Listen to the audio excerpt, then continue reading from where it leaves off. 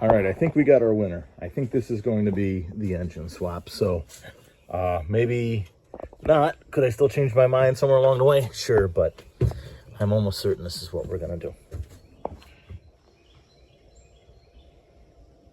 Yeah, so not as impressive as maybe you were hoping for, but it'll still be cool for a lot of different reasons.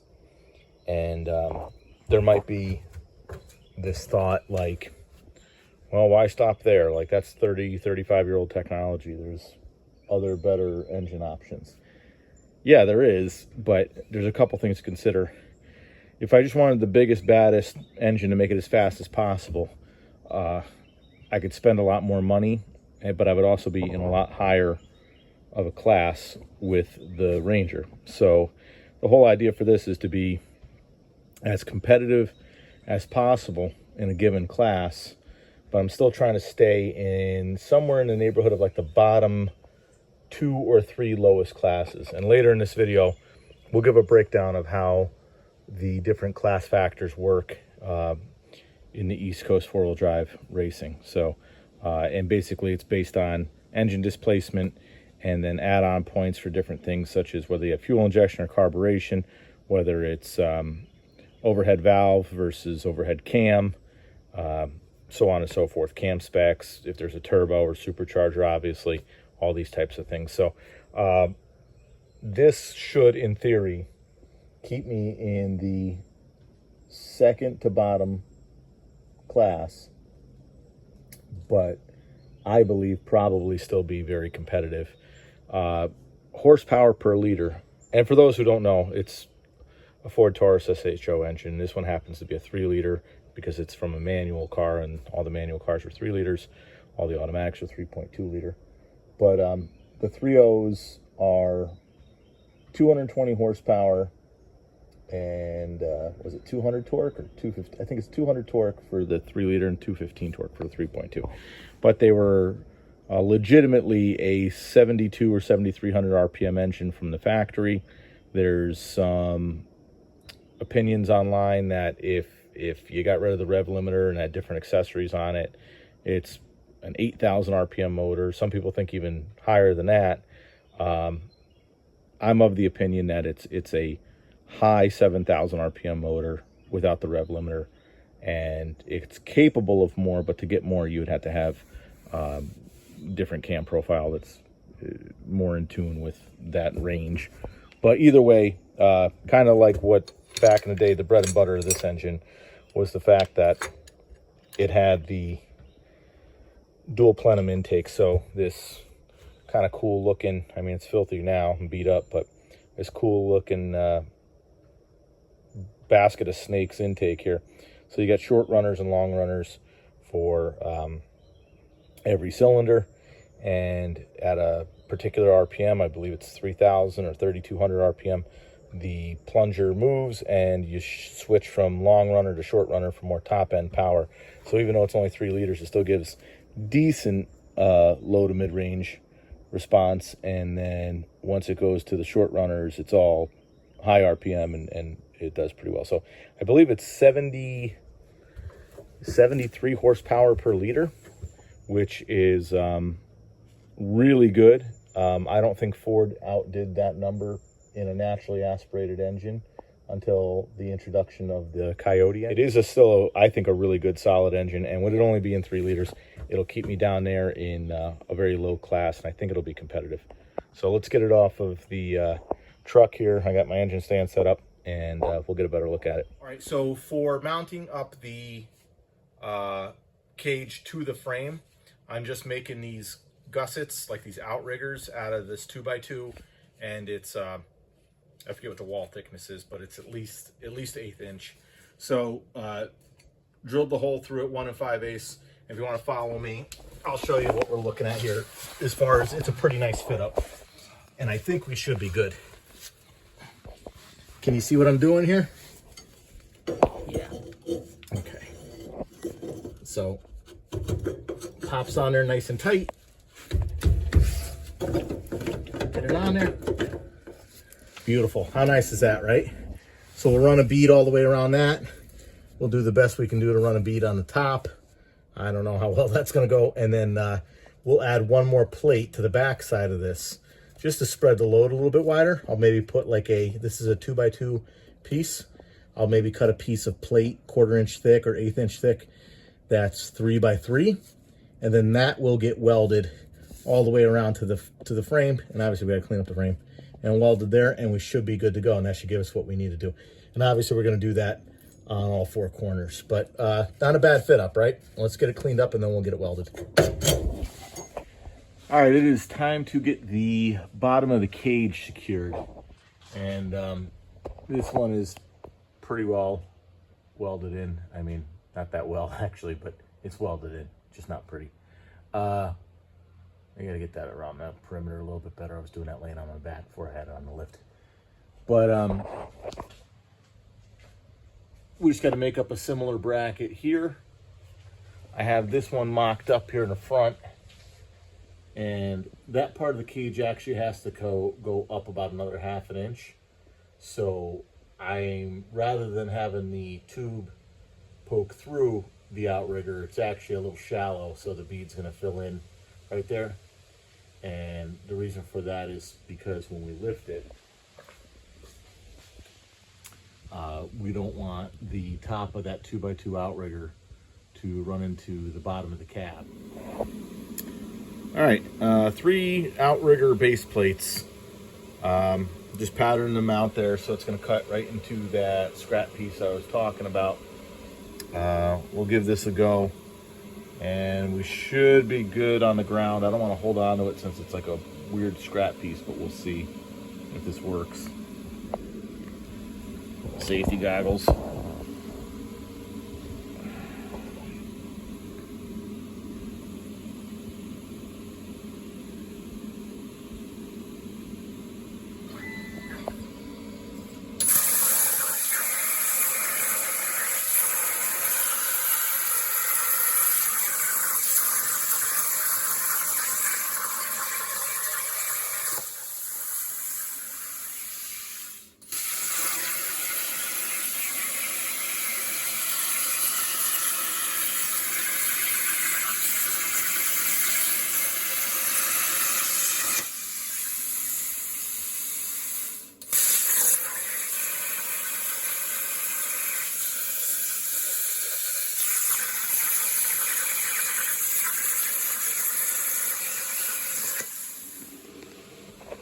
All right, let's see how these look.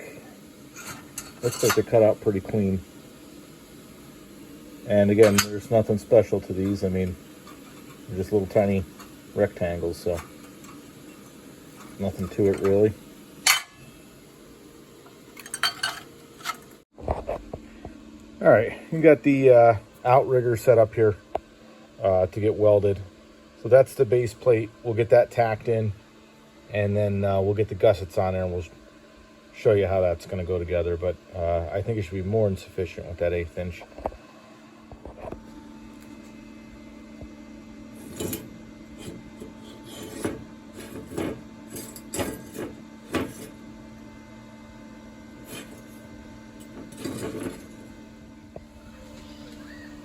Okay, welds ended up a little boogery looking on that, but the fit up is still very nice. Everything's nice and tight in there.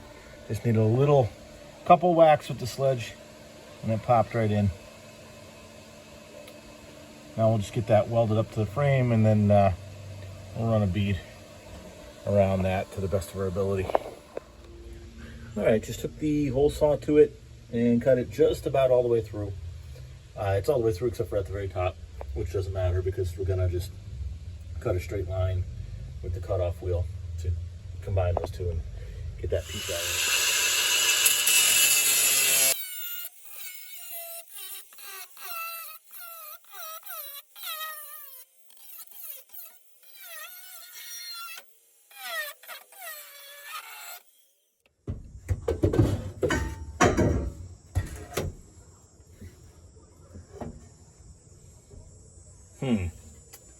I didn't think about that one, did I? It drops in there, but I gotta get the bar to pop in there without, I can't come at it at an angle, because if I come at it at an angle, it's going to be up above where we made the cut. Let me see what I can come up with here. All right, I might have a solution to this. Thankfully, I only had a very small tack holding this one in for trying to get the angle close before I had welded that one up a little bit more solid. So I could still move this up and down. I'm gonna see if I can lift it enough to get that to pop in there. And I don't know, man. Let's see what I can come up with. I guess I could always trim that back a little bit and still have a decently tight fit, but I think this will work. All right, I had to cut it back like a 1/4 of an inch, and then I took this pry bar and I spread it out, and I got it enough to pop in there. It made my gap not as pretty, but I think I can still put a ratchet strap on it and tighten that up before I weld it. I think I can still get that pretty good there. But yeah, I think we're okay. On to the next. We'll put that one in there. And we'll get that one in here. There we go. All right, so those are relatively snug just by being held under tension. We'll put the seat in and just kind of see where it is height wise and if that looks like it's going to be right. I don't know, it might need more adjustment. If we can get away with it, I'd like to mount the seat flat just like this, straight down into it. If not, we might have to spread these out a couple inches and then come up with some angled brackets that have adjustment holes so that the seat can be dropped in the back or in the front, lower or both, or angled up, what have you. But in order to facilitate that, we would have to have this spread out wider than the frame of the seat. So if it looks like the seating position height-wise and everything else is good, with the seat being mounted flat, straight down, bolted straight through this, all the better. So let's see how it looks. Just a little test spray. I still have to do some more stuff on it, but just so you get an idea of what the color looks like.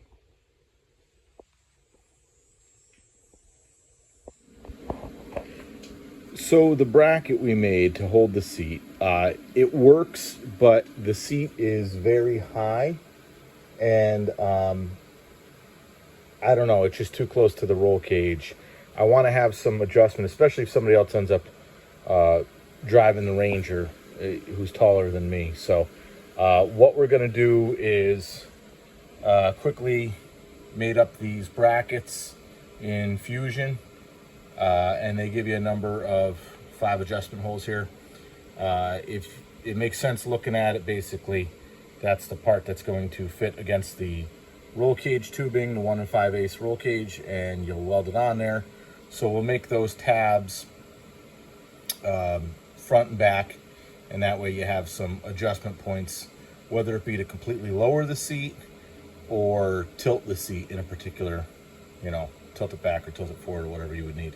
But you can see the height on it is 4 inches, the width on it is 2 inches.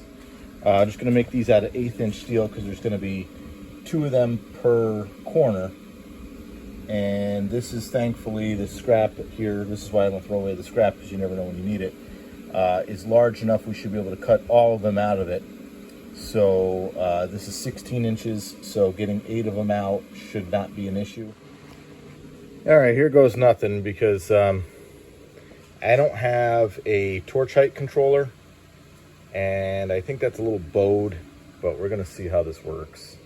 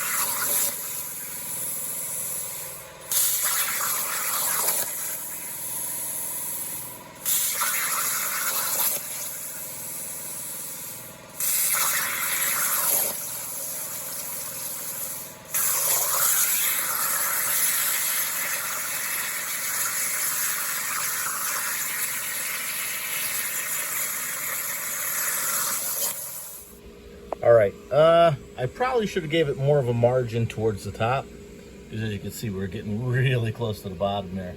But I think we're okay. And it just fit 8 of them. Because you got 4 corners and you need 2 on either side, kind of pinching the bracket. So I think we're good. All right, quickly just welded those in. They're not super pretty, but they're working.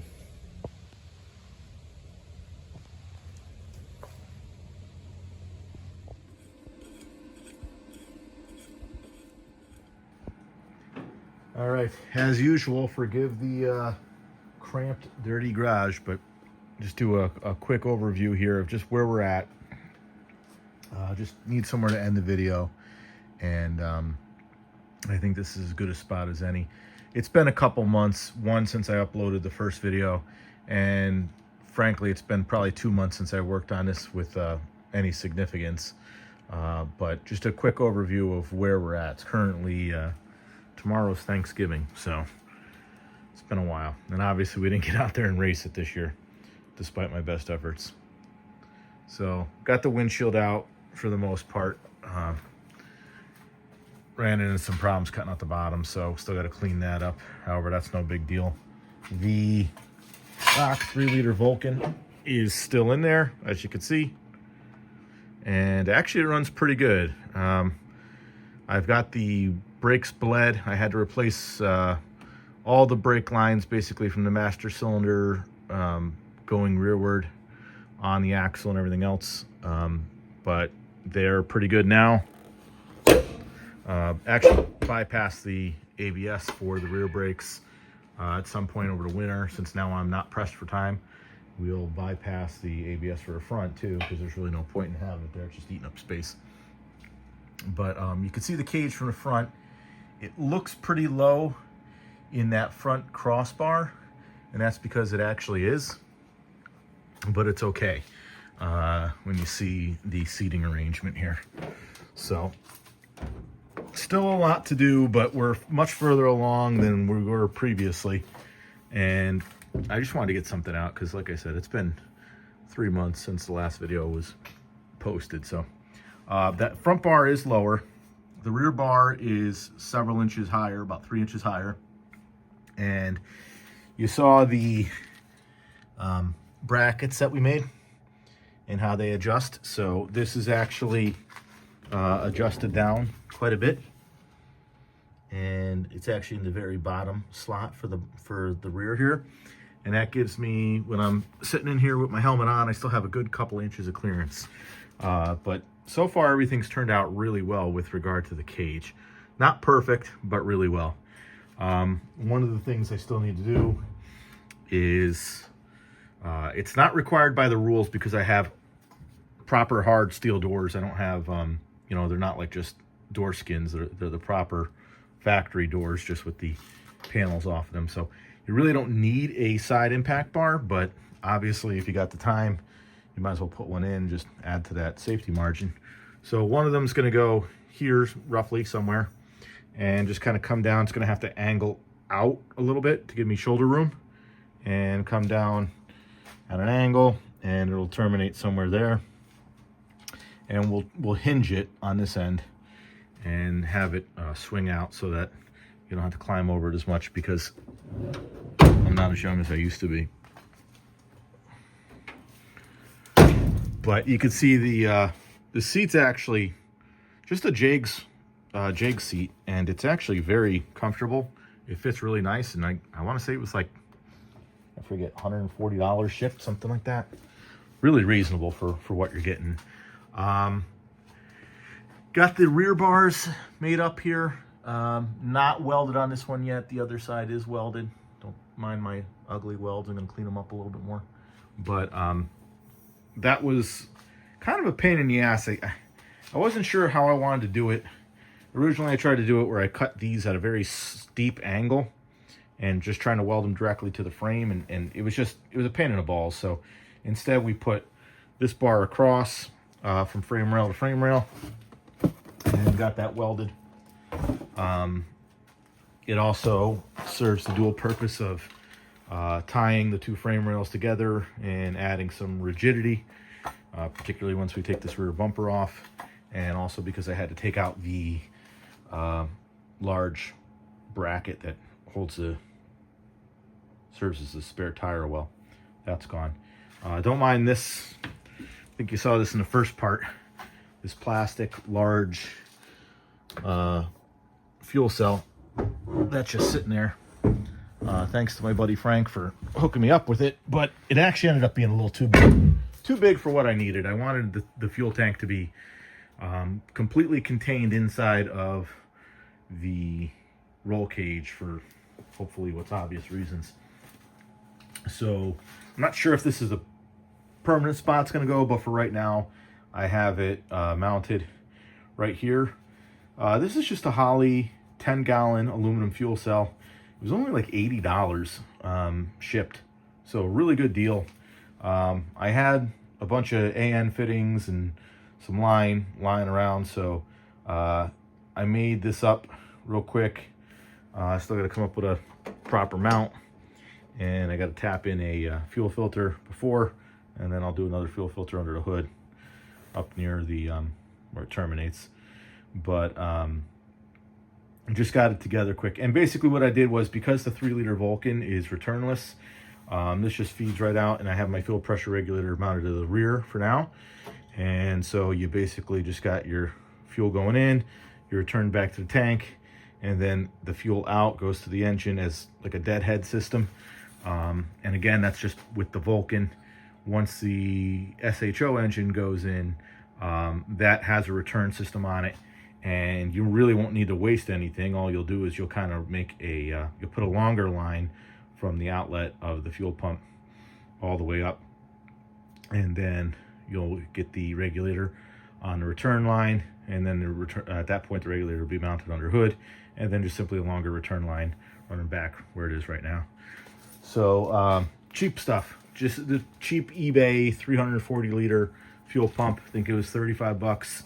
I had a Walbro 255 that was a legitimate one. That shit the bed for, I don't know why, it had very little use on it, so just running that for now. Same thing with the fuel pressure regulator, cheap eBay junk, but again, it works. We'll be putting at least one crossbar here midway up. We will get a probably some bars that are going to run either vertically right here, tying the frame right in. I might even have them angled back that way. I got to try to figure out what makes more sense. The diagonal bar there behind the drivers, that's a requirement of the racing. That's welded up, a little ugly. Got to clean that up some, but nice and strongly welded. And what else? I don't know, not a whole lot. It's pretty well together. The only other thing with the cage, other than what we already talked about back here, and those side impact bars, it's just a loose piece hanging here. I'm gonna put another bar from the center front bar to the center of the rear bar, and that'll kind of carry that extra height out. Once that's done, we do the same thing from the upper side bar. It'll kick up kind of at a sharp angle. It'll kick up back towards the camera, and then it'll mount to the center bar that we just talked about that's going to be there right in the middle. And obviously that'll be symmetrical. It'll be on both sides. What else really? I don't know. That's kind of it. Hopefully by the next video, and hopefully the next one doesn't also take 3 months, we can get the SHO engine, if not truly mounted in there, at least get it mocked up. But she's sitting under here for right now, collecting dust like everything else in this shop. So we'll do that. We'll get all the wiring and everything up out of the way, and we'll get some the dash squared away, which is just going to be some 40,000s aluminum, but there shouldn't be a whole lot to that.